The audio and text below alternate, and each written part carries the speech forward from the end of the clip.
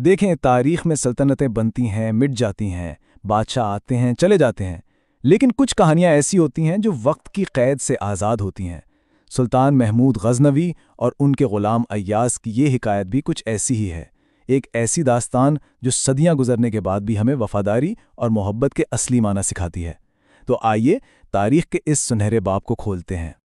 ये वो गहरी बात है, वो नतीजा है जो सुल्तान ने इस कहानी के आखिर में निकाला। लेकिन सवाल ये पैदा होता है कि एक बादशाह आखिर इस नतीजे पर पहुंचा कैसे?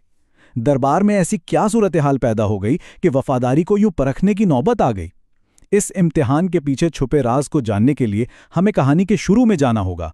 सुल्तान महमूद गज़नवी का दरबार बड़े बड़े आलमों और ज़हीन लोगों से भरा हुआ था, लेकिन सुल्तान की जो खास नज़र थी ना, वो थी अपने एक वज़ीर अयास पर। अयास, जो कभी एक ग़ुलाम था, अपनी सादगी और गैर मशरूत इताअत की वजह से सुल्तान का दिल जीत चुका था, और जाहिर है यही खास ताल्लुक दरबार के बाकी वज़ीरों की आंखों में खटकता था।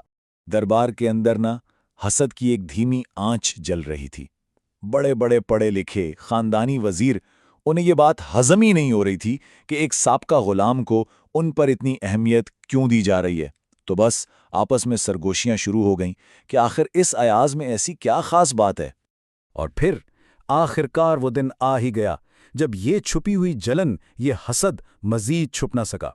अब ये एक सवाल बनकर सुल्तान के सामने आने ही वाला था। ये दरबार की तारीख का एक बहुत अहम दिन साबित होने वाला था। ये सिर्फ एक सवाल नहीं था, ये तो सीधा सीधा सुल्तान की समझबूझ पर एक एतराज़ था।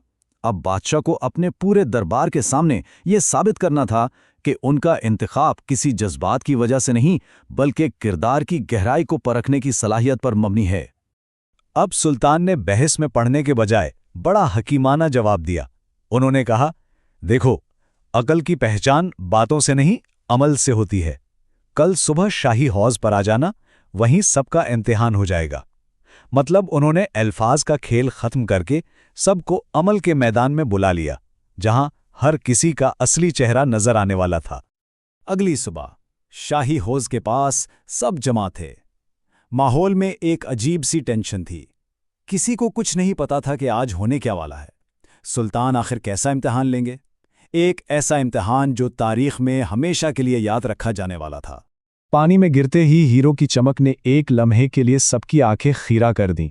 इनाम बहुत बड़ा था, लेकिन इसके साथ जो शर्तें रखी गईं, उन्होंने इस इनाम को तकरीबन नामुमकिन बना दिया। अब ये तो एक ऐसी पहेली थी जिसका कोई जवाब ही नहीं था।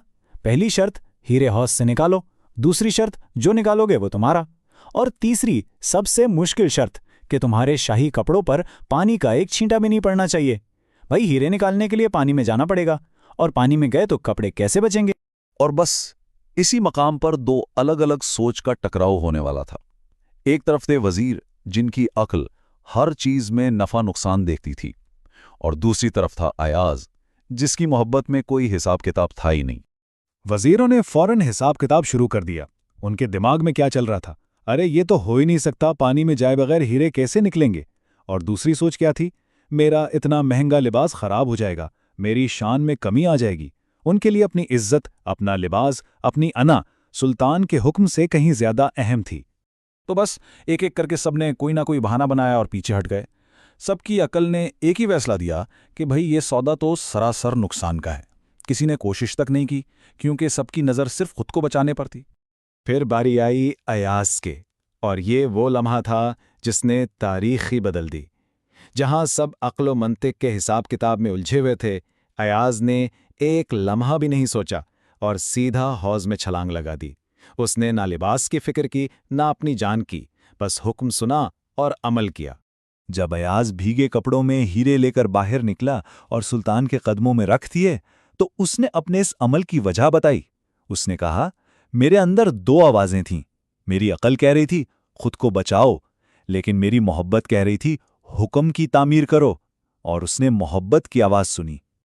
और अब आता है कहानी का वो हिस्सा जहां सुल्तान इस पूरे इम्तिहान के पीछे छुपी हुई सच्चाई को सबके सामने खोल कर रख देते हैं। ये इस दास्तान का क्लाइमैक्स है, जहां सुल्तान एक उस्ताद की तरह अपने दरबार को वफादारी का वो सबक सिखाते हैं जो किसी किताब में नहीं लिखा। जरा इस टेबल को गौर से देखें। ये इस पूरे इम्तिहान का खुलासा है। वजीरों की तवज्जो किस पर थी? अपनी ज़ात पर, अपने कपड़ों पर, अपनी हैसियत पर उन्हें डर किस चीज़ का था? ज़ाती नुकसान का। उनकी मंतिक क्या कहती थी कि ये काम नामुमकिन है। अब अयाज को देखें, इसकी तवज्जो कहाँ थी? सिर्फ और सिर्फ हुक्म पर। इसका मकसद क्या था? मालिक को खुश करना। और इसकी मंतिक क्या थी? कि हुक्म सबसे ऊपर है। सुल्तान ने आखिर में कहा, तुम सब अपनी अना और अपने लिबास को बचा रहे थे, जबकि अयाज मेरे हुक्म को पूरा कर रहा था।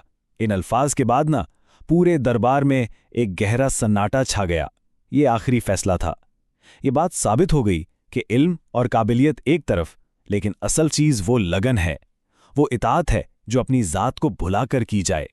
तो फिर सच्ची वफादारी आखिर है क्या? ये कहानी हमें सिखाती है कि ये कोई नफ़ा नुकसान का सौदा नहीं है। ये तो अपनी मैं से बाहर निकलकर, अपनी अना को कुर्बान करके किसी बड़े मकसद के लिए खुद को फना कर देने का नाम है। ये सैकड़ों साल पुरानी कहानी आज भी हमारे लिए एक आईना है। हम सब की जिंदगी में हमारे अंदर भी एक वजीर और एक अयाज होता है। एक आवाज़ हमें हिसाब किताब सिखाती है और दूसरी आवाज़ हमें बेलौस खिदमत की तरफ बुलाती है। तो सोचने की बात यह है कि हम किसकी सुनते हैं और सच्ची वफादारी की असल तारीफ हमारे लिए क्या है।